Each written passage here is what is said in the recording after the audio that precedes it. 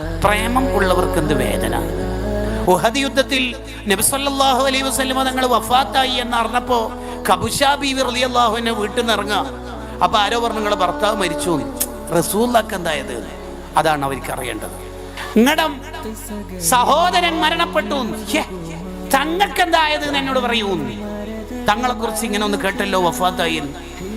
അപ്പോഴാണ് മൂന്നാമത്തെ ന്യൂസ്, നിങ്ങളുടെ ഭർത്താവ് മരിച്ചു, സഹോദരൻ മരിച്ചു, ഉപ്പ മരിച്ചു പോയി. എനിക്കതൊന്നുമല്ല അറിയേണ്ടത്, എൻ്റെ തങ്ങൾക്ക് എന്തായത്. ഇതാണ് ഉപ്പയേക്കാൾ ഉമ്മയേക്കാൾ എന്നെ മഹബത്ത് വെക്കുന്നത് വരെ എന്ന ഹദീസിന്റെ അർത്ഥം. അങ്ങനെ നമുക്ക് മഹബത്തുണ്ടോ? ഫുളൈൽ ഇബ്നു ഇയാദ് റളിയല്ലാഹു അൻഹു രാത്രിയിലുള്ള നിസ്കാരത്തിന് അഥവാ ഇശാ നിസ്കാരത്തിന് വുളു എടുത്തപ്പോൾ കാല് കഴുകുന്നത് 3 വട്ടം കഴുകണമല്ലോ. എല്ലാവയും 3 വട്ടം കഴുകണം. കാല് കഴുകുന്നത് 3-ാമത്തെ വട്ടം കഴുകിയിട്ടില്ലായിരുന്നു. ആ സുന്നത്ത് എടുത്തിട്ടില്ല.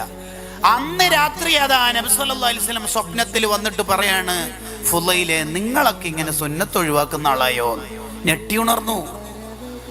ആ ഒറ്റ സുന്നത്തിന് പ്രായശ്ചിത്തമായി 500 റക്അത്ത് സുന്നത്ത് സ്കരിച്ചത്. അതെന്താ? അവരും തങ്ങളും അത്ര അടുപ്പാണ്. നമ്മൾ വുളുവന്നില്ലാണ്ട് ഇശാ സ്കരിച്ചെന്ന് വിചാരിച്ചോ? ആര് വരാന്? ആരപ്പം പറഞ്ഞത്? നമുക്കെന്തേ? നമുക്ക് റബീഉൽ അവ്വൽ കഴിഞ്ഞാൽ തീർന്നില്ല ഈ കണ്ടന്റ്. മദീനയിൽ പോകണ്ട മോനെ, സ്നേഹദീപമതേകുകയാൽ തിരുനബിയെ ഗുരുനിധിയെ ചേർത്ത് വെച്ചതുമാണേ.